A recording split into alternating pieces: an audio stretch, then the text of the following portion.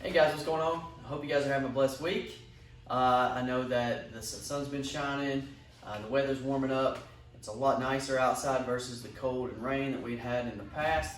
So I hope you guys are being able to get outside, maybe spending some time with the kids, doing some things that are a little bit more active than we have not gotten to do during the winter. So we're approaching spring. We get to look forward to those things, and it's always nice to get to look forward to spending some more family time, being active, and doing some fun stuff. So hopefully you guys are gearing up for that as well. Let's talk about the Wednesday workout since we didn't get to have it last week. I'm so sorry about that. That's my fault, busy schedule. This workout this week is exactly what I did have planned for last week. It's not going to be as demanding on the body that you may have experienced at Fire and Light on Sunday. So look forward to this. Hope that you guys can give me some good feedback on it. So what we'll do is we'll talk about what the workout structure is. Then we'll talk about the scales and what you guys can do if you need to, okay? So workout structure is 5 sets, and a set will look like this. It'll look like 2 rounds of 10 with an object, overhead, single arm, step back lunges, 2 inchworms, so walk the hands out, walk the hands back in, stand up tall, walk the hands out, walk the hands back in, stand up tall, then you'll go back over to your object, raise it up overhead, 10 step back lunges, and then you will do that for 2 rounds each set. So you'll do overhead walking lunge, overhead step back lunge, 2 inchworms, overhead step back lunge with the left hand. That's 1 round. Then you would put the dumbbell back in the right hand, 10 step back lunges, 2 inchworms, back to the left arm. Done. That's 2 rounds. That's 2 rounds. You'll rest for 1 minute. You'll repeat 5 times. Okay? So let me just go back through that real quickly. 1 round looks like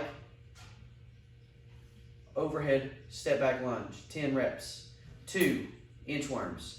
Go back to the object, left arm this time, 10 step back lunges. That's 1 round, done. You will do 2 rounds of that within each set, and you'll do 5 sets. After each set, you rest 1 minute, okay? If you guys have, or there's any confusion on that, hit me up, let me know. I'll try to put some notes in the description as to what each round looks like, what you should accomplish within each round, and then before you move on to the next set, and then your rest interval, okay? So it's pretty simple, honestly. It's a lot for me to speak and say, but for you all to do it, it shouldn't take you very much time to do each set, especially since we're just, we're not traversing for a wall walk. We're not walking anywhere as far as on our hands go. We're just going to stay in a very stationary place. You can do this inside if you're not able to get outside. Obviously in a garage, you can do things on. This could be on a a traveling workout that you could kind of do in a hotel or in just in a living room or things of that magnitude. But let's talk about the scales real quick, guys. As far as scales, the object doesn't have to be very, very heavy. It should be some sort of a moderate load. If you have access to dumbbells or something that you could kind of hold overhead, that's fantastic. If not, you can use water bottles, jugs, whatever you have lying around your house. Those objects work great as well. If you have something that might be conveniently to be held next to you, maybe you have a shoulder injury or something like that where you can hold it down low, it's just not comfortable to hold up overhead. Hold that object in kind of a suitcase scenario where we're still maybe doing that step back lunge, but the object is to our side versus holding it up overhead where we have to balance that, which could be a little fatiguing for the shoulder. Maybe put it in a not so good of a situation that might cause damage to a shoulder. Let's lower that down. Maybe we even hold it on our shoulder in this way, just holding it on our shoulder in this magnitude versus up overhead. All those scenarios can be It can be done safely, and I would encourage that if that suits you. Next movement is the inchworm. You can do just a plank hold, shoulder taps instead of the walking on the hands, then walking back up. Do 10 shoulder taps total for each inchworm, and you're doing 2, so do 20 total shoulder taps. That works for me.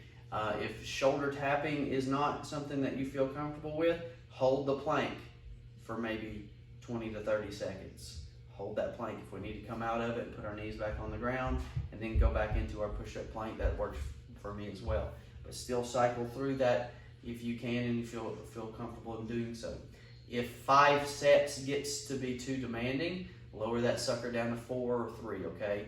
Depending on where you're at in your fitness journey might be the answer for you. It's hard for me to kind of tell each and every person what specifically to do, but if you have questions or concerns or comments, or you might need some more direction, shoot me an email, or hit me up on Facebook or Instagram or something along those lines, so I can get back in touch with you on maybe what might be best for you in your situation. Okay, guys?